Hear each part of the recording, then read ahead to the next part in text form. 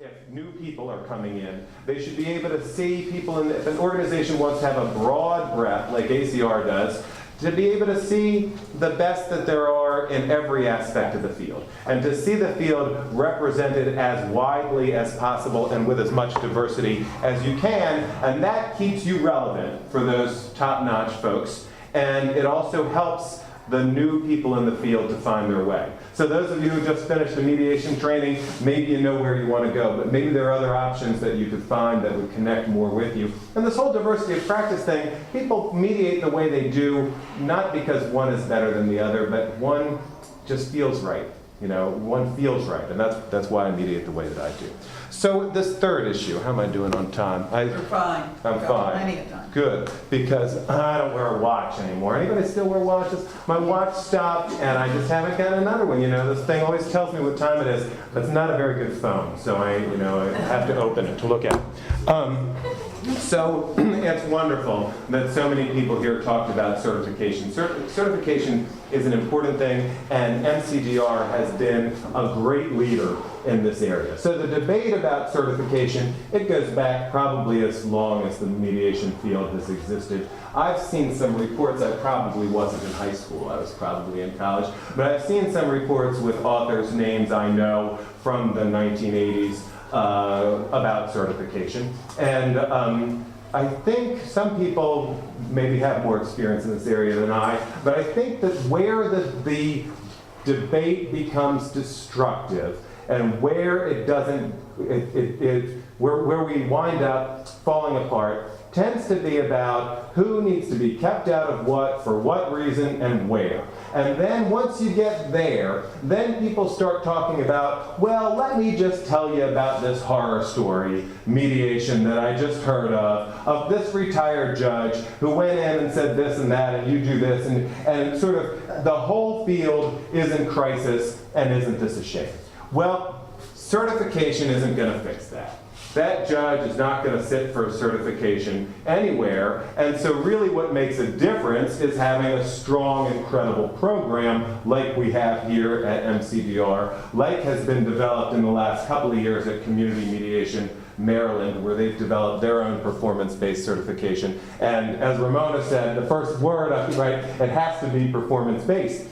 So people at the national level have argued and fought, and they've said, well, maybe if we just had something, maybe if we just had a written test, maybe if we just had check off all of these boxes about the amount of experience you've had. And so somewhere around 2005, ACR and ABA had a committee that recommended just that. It was a paper-based mediator, national certification system for mediators. And that year, Ramona Buck and others from this organization created buttons that said performance and not paper, and wore them to the ACR conference, and helped to generate the idea that a written test tells if there's a good test taker.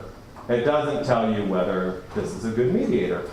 So the discourse on this has continued. Well, ACR moved forward and actually probably spent a lot of money, this was before I was on the board, on a feasibility study. Is it feasible to do this national certification? And the answer was no, it's not feasible. People aren't willing to pay for it. People don't care about the validity of this. The consultants who surveyed lots of people found that there was a lot of controversy over it. People were going to oppose it. I was quoted in some online ADR-related publication, and I was the only critic of this who went on the record. They used my name, and they had all these other people who didn't want to be named. So this is how big this conflict has been. So, and then there was an ACR president who wanted to ignore by this point I was on the board, who wanted to ignore the results of the feasibility study, and her top priority was, well, let's implement this 2005 report. And some of us on the board said, hey, remember all this other stuff, you can't forget it. And so my goal over the past couple of years, and articulated through the board, was to shift the debate off of the individual mediator and onto the mediation programs themselves. So in the same way that there are people out there doing this and that isn't mediation, and they call it mediation, there are people doing that and this and calling it certification when it's not. So what Mediate.com, for example, has a certification program, and you get a star. You get a star. There's no one from Mediate.com is in there watching you do the work. There's no videotape. There's no. So really, they should just call it something else. They should call it credentialing.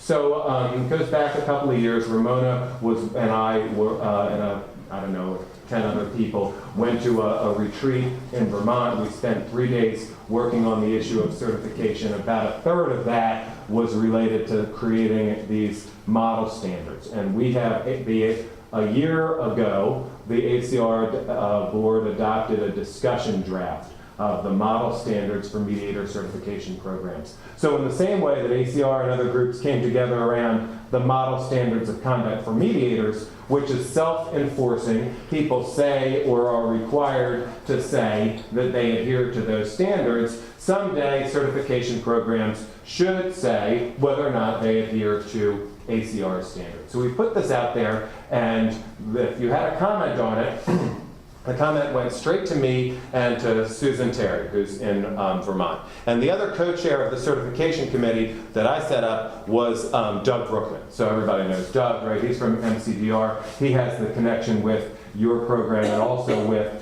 he's a great consensus builder, right? So you could bring people together. And we got tons and tons of comments. 98% of them were very positive. 98% of them were, this is terrific, this is so important, this has been needed for so long. The other 3 or 4% were really constructive.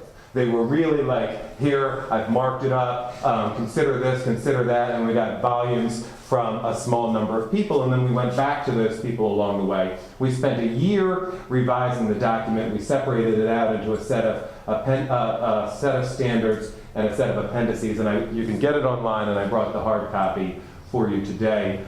We could have some discussion about it, but maybe some discussion should occur at the certification committee level first, because it would be great if MCDR would be, and could still be, the first one to say our certification program is consistent with these standards. And I don't happen to know what, if anything, would need to be changed to do it. But we adopted that as a board unanimously.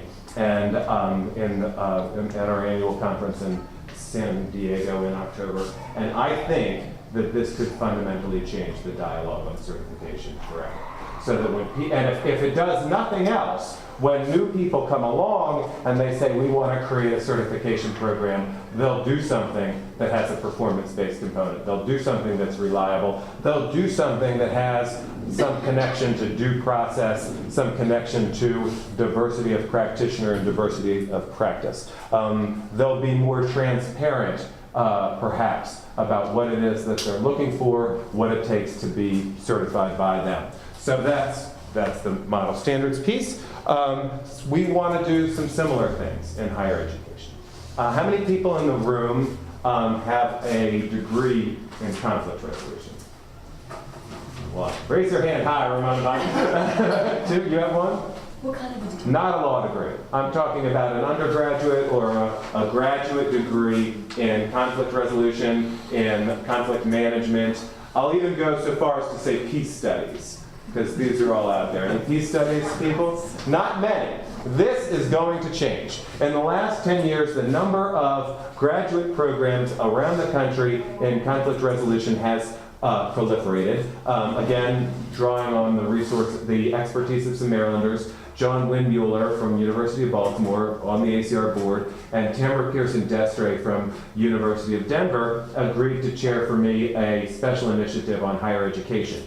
And they found, and this link, I think, connects you up to 140 different postgraduate education people that they engaged in this effort. And they had a very interactive, high-energy session at the ACR conference. They have drafts of the standards, and they're getting feedback and ideas and working on it. And hopefully within the next few months, ACR will be able to at least put out a discussion draft for everyone that says that these would be the standards that a postgraduate, this is what they're looking at now. So not law school, not peace studies, master's degree programs in conflict resolution or conflict management. These are the things that should be there. So they're talking about the role of field work and